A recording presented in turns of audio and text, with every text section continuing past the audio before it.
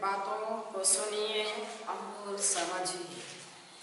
Class 10th second chapter metals and non metals नामक अध्याय से संबंधित हम लोगों ने जानकारी लेना शुरू किया, जिसमें हम लोगों ने जाना कि मेटल किसे कहते हैं, मेटल के फिजिकल प्रॉपर्टीज क्या होती है, मेटल किसे कहते हैं, इसके बारे में हम लोगों ने जानकारी लिया था कि जब क्या होते हैं कोई तत्व एक या एक से अधिक इलेक्ट्रॉन को त्याग कर धनायन बनाने की प्रवृत्ति रखते हैं तो उसे क्या कहते हैं, धातु कहते हैं।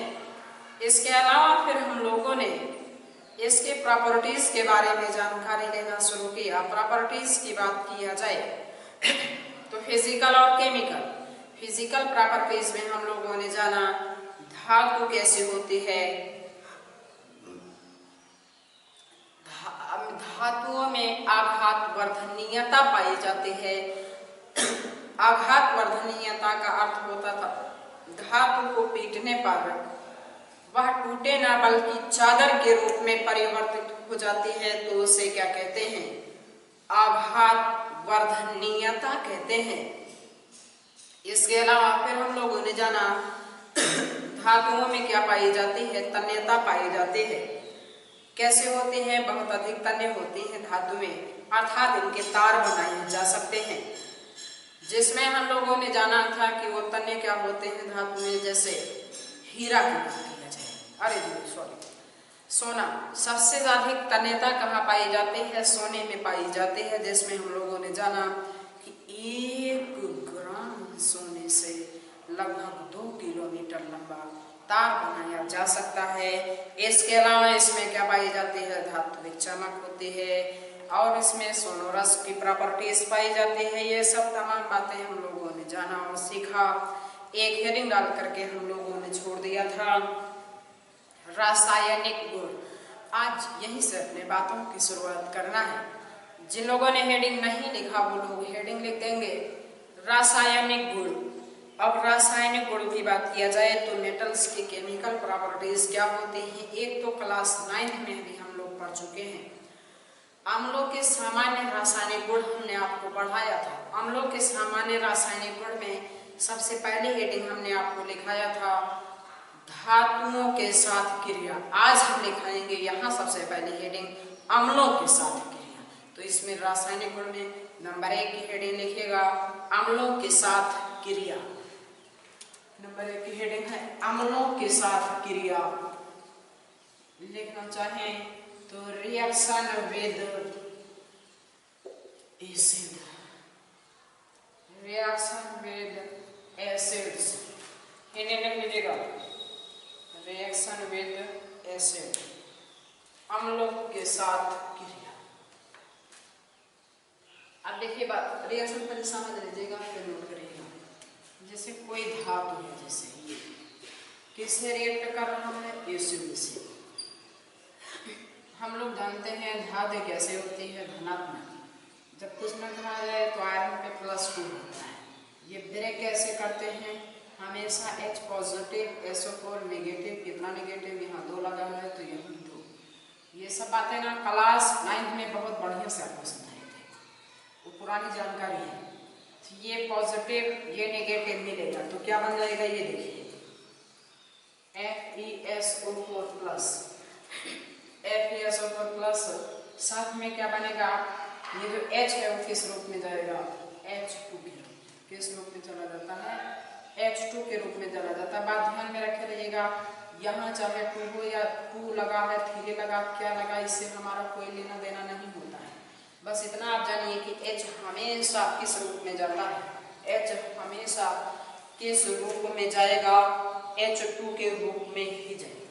H हमेशा H2 के रूप में। तो कहे क्या देंगे, जब धातु को अम्ल के साथ क्रिया कराई जाती है तो लवण बनते हैं और साथ में हाइड्रोजन गैस बनती है। अब कोई सा भी धातु हो, कोई सा भी एसिड हो, लिखिए इसके अंतर्गत जब धातुओं को अम्लों के साथ क्रिया कराई जाती है अम्लों के साथ क्रिया कराई जाती है तो लवण बनता है। तो अम्लों के साथ क्रिया कराई जाती है तो लवण बनता है और हाइड्रोजन गैस निकलती है। तो लवण बनता है और हाइड्रोजन गैस निकलती है। इस रिएक्शन के एग्जाम्पल में दर्शा दीजिए। यही बात आपकी एनसीईआरटी बुक में कैसे पूछी गई है। जब आयरन चूर्ण को सांद्र सल्फ्यूरिक अम्ल के साथ क्रिया कराई जाती है तो कौन सी गैस निकलती है। ये क्वेश्चन आपके एनसीईआरटी बुक में कुछ इसी प्रकार से पूछा गया है। जब आयरन चूर्ण को सांद्र सल्फ्यूरिक अम्ल के साथ क्रिया कराई जाती है तो कौन सी गैस निकलती है। तो कौन सी गैस निकलती है, हाइड्रोजन गैस निकलती है। अब कोई सा भी एसिड होगा, हाँ डिटेल जानकारी आपको दे रखे हैं क्लास 9 में, कोई प्रॉब्लम का सब्जेक्ट नहीं है।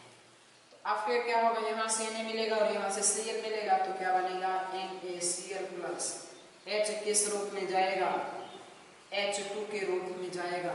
अब बस हम वहाँ 2 हाइड्रोजन, यहाँ तो 2 Cl हो गया, 2 लगा दो। अब यहाँ क्या लगा तो सारा क्या कुछ हो जाएगा, बैलेंस हो जाएगा और ऊपर वाले तो अपने आप बैलेंस ही। इसे दर्शा दीजिए। अब इसमें देखिए जब केमिकल प्रॉपर्टी अम्लों की पढ़े थे ना तो उसमें ये तो यहाँ इतनी ही पढ़ेंगे और ज़्यादा नहीं।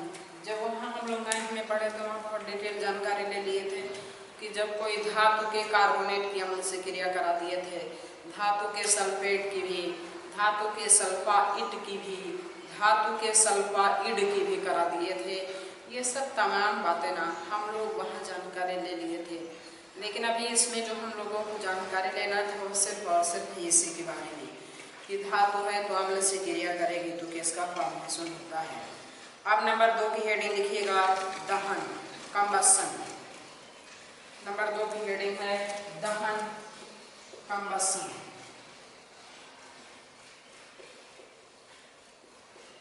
नंबर 2 की हेडिंग है दहन, कंबसन।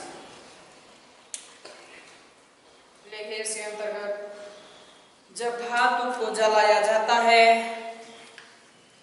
जब धातु को जलाया जाता है, अब जानते हैं जब धातु को जलाया जाता है तो क्या बनते हैं, धातु के ऑक्साइड बन जाते हैं। लिखिएगा, जब धातु को जलाया जाता है तो धातु के ऑक्साइड बनते हैं।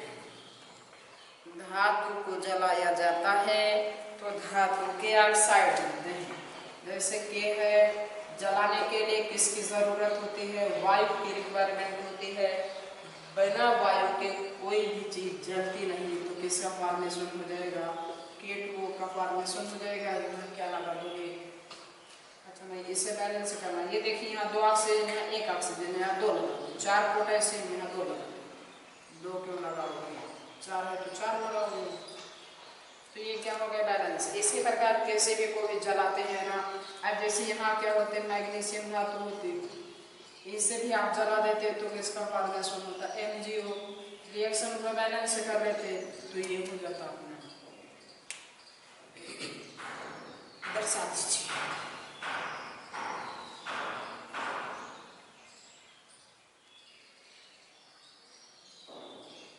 अब दर्शाने के बाद जो है नेक्स्ट हेडिंग आप लोगों को लिखना होगा, जल के साथ क्रिया।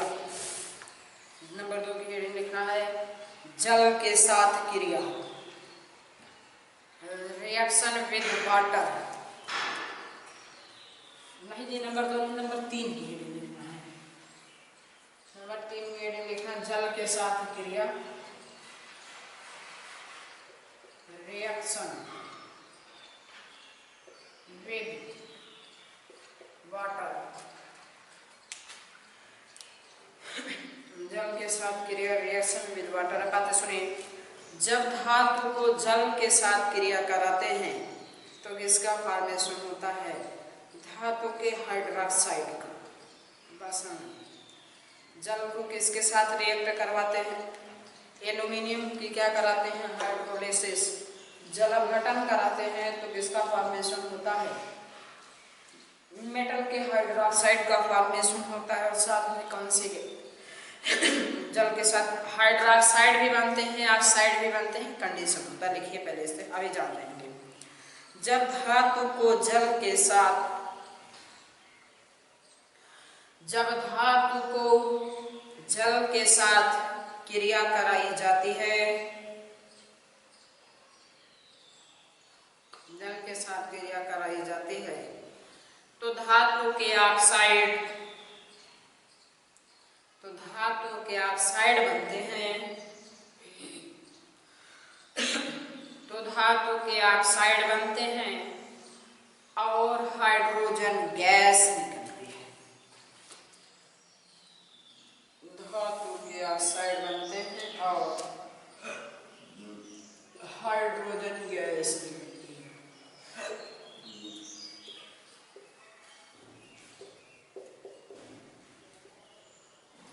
ये 2 क्यों लगा, 3 क्यों लगा, ये बताने वाली बात नहीं है। इसके बैलेंस 2 थी तो यहाँ, इसकी 3 थी तो यहाँ बैलेंस कर लीजिए अलग से। 2 एल्यूमिनियम तो यहाँ 2 लगा दो, 3 ऑक्सीजन है तो यहाँ 3 लगा दो, 6 हाइड्रोजन हो गया तो 3 दूना 6, बस बैलेंस की बातें हो गई। रिएक्शन को दर्शा दीजिएगा। एक इसकी बातें हैं, इसके जलावघटन की बातें हैं, जलावघटन से संबंधित। अभी कुछ ऐसे भी होते हैं जो रिएक्ट करते हैं तो किसका फॉर्मेशन होता है, मेटल के हाइड्रोक्साइड और साथ में हाइड्रोजन गैस निकलती है। पॉइंट बना के लिखे, पहले और दूसरे वर्ग के, पहले और दूसरे वर्ग के,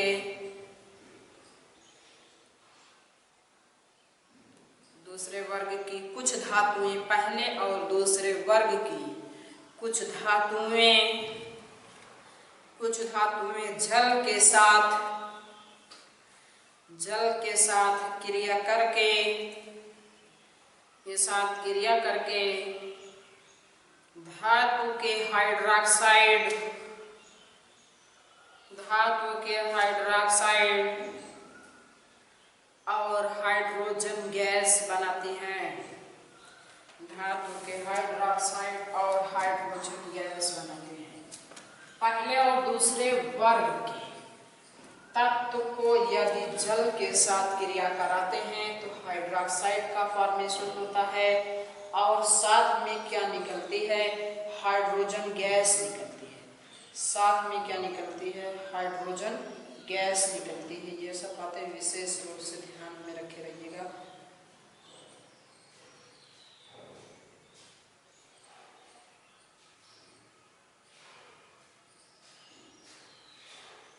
अच्छा हाँ, ये रिएक्शन में किसकी बातें हैं, तो ये देखिए इसमें होगा क्या, सोडियम है, जल से रिएक्ट करेगा तो किसका फॉर्मेशन होता है, हाइड्रोक्साइड का फॉर्मेशन होता है और साथ में कौन सी गैस निकल जाती है, हाइड्रोजन गैस निकल जाती है। बैलेंस करने की बातें करोगे ना तो 2 1 3 है, दिखाते हैं बैलेंस अभी दिखाते हैं, इसे नोट कर लीजिएगा।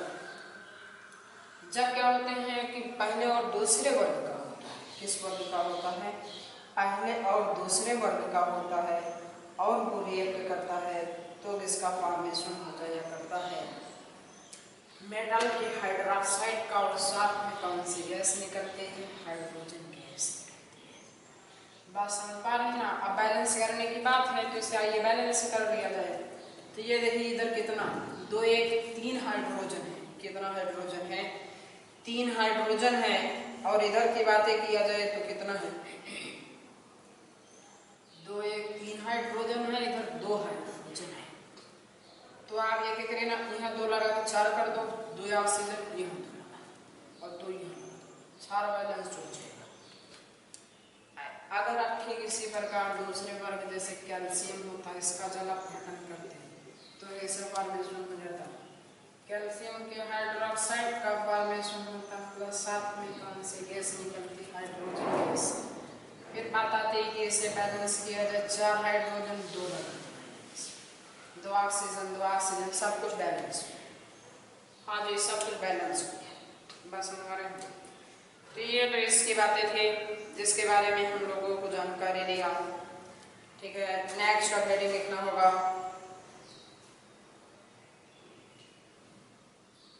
जल के साथ अभिक्रिया की बात हो गई। नंबर 3, अम्लों के साथ अभिक्रिया के बारे में भी जानकारी ले चुके हैं। अब एक हेडिंग नेक्स्ट लिखिए, एनोडीकरण। एनोडीकरण, एनोडीकरण लिखिए। इसके अंतर्गत एल्यूमिनियम के, देखिए एनोडीकरण कहते कैसे हैं। एल्यूमिनियम के ऑक्साइड की जब एक मोटी परत बन जाती है, बात समझो एनोडीकरण किसे कहते हैं। जब एल्यूमिनियम के ऑक्साइड की एक मोटी परत बन जाती है तो उसी को हम लोग क्या कहते हैं, एनोडीकरण कहते हैं। उसी को क्या कहते हैं, एनोडीकरण कहते हैं। और ये ऐसा होता क्या है, ये धातु को संक्षारित होने से यानी कि जंग लगने से बचाती है। लिखिए इसके अंदर, एल्यूमिनियम की मोटी ऑक्साइड की परत को, मोटी ऑक्साइड की परत को एनोडीकरण कहते हैं। एनोडीकरण कहते हैं। यह धातु को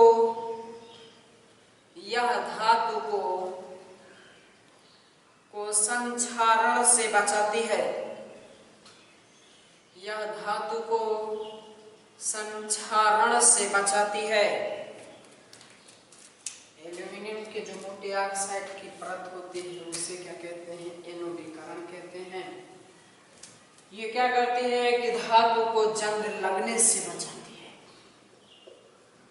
धातु को जंग लगने से बचाती है। बैलेंस अगर करना चाहते हैं आप, 3 है ना, 3 यहाँ लगा, 6 2 3 6 4, बैलेंस इधर से लीजिए।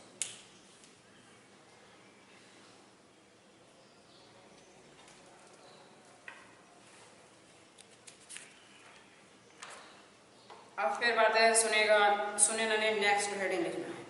अब ये देखिए रिएक्शन की बातें समाप्त होती हैं। अब नेक्स्ट ऐसे ही बिना नंबर की हेडिंग लिखिए, एक्वा रेजिया। हेडिंग लिखिएगा एक्वा रेजिया। एक्वा रेजिया,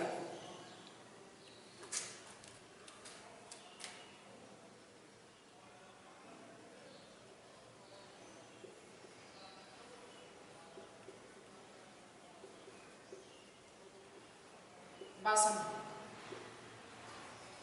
3 भाग सांद्र HCl, 1 भाग सांद्र नाइट्रिक अम्ल।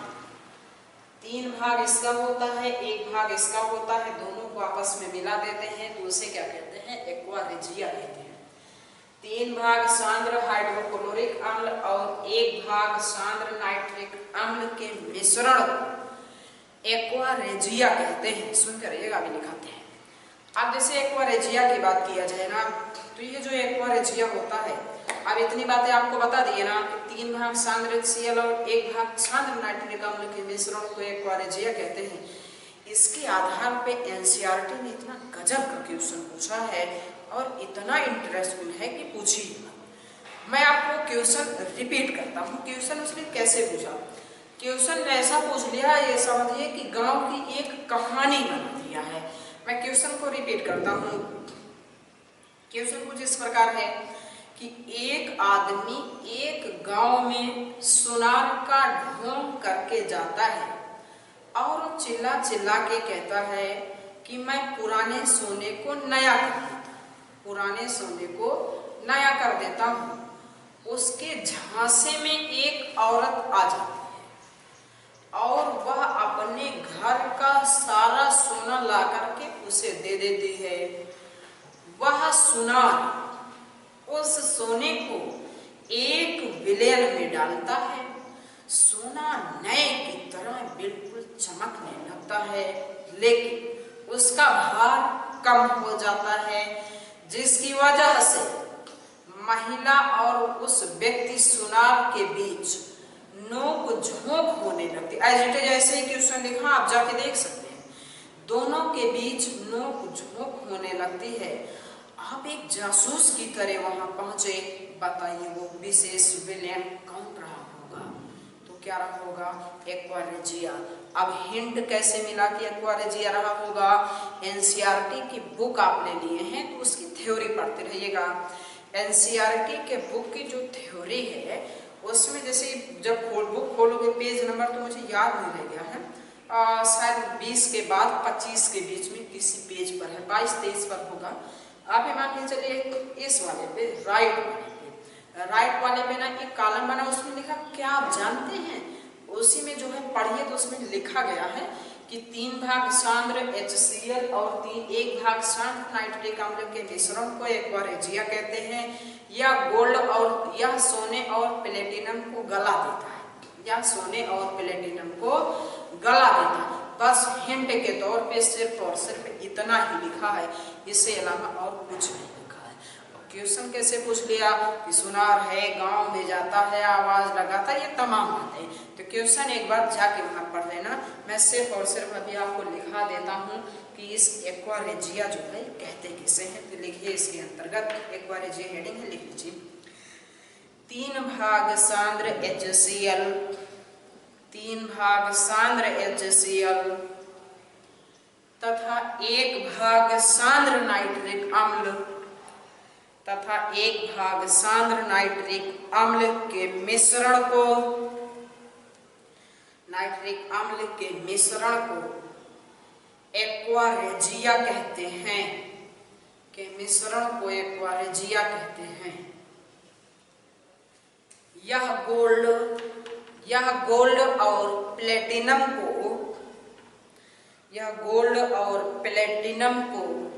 गला देता है, गोल्ड और प्लेटिनम को गला देता है।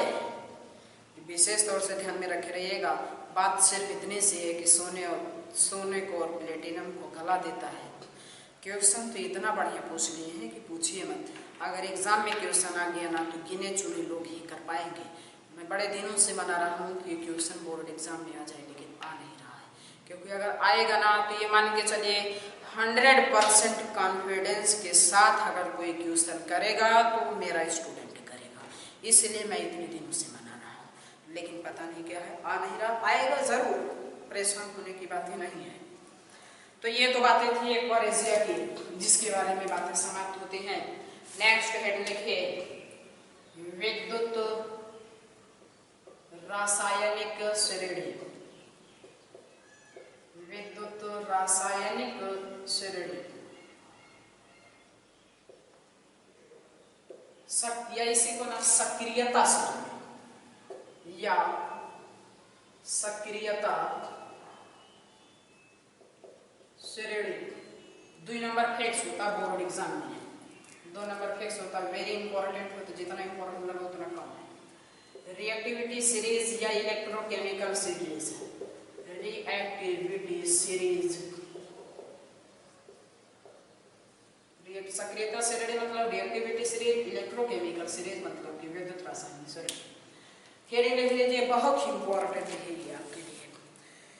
हेडिंग ही लिख करके छोड़ दीजिएगा। आज ही पे अपने बातों की समाप्ति कर देते हैं, बाकी मिलते हैं नेक्स्ट वीडियो में। Thank you for watching this video.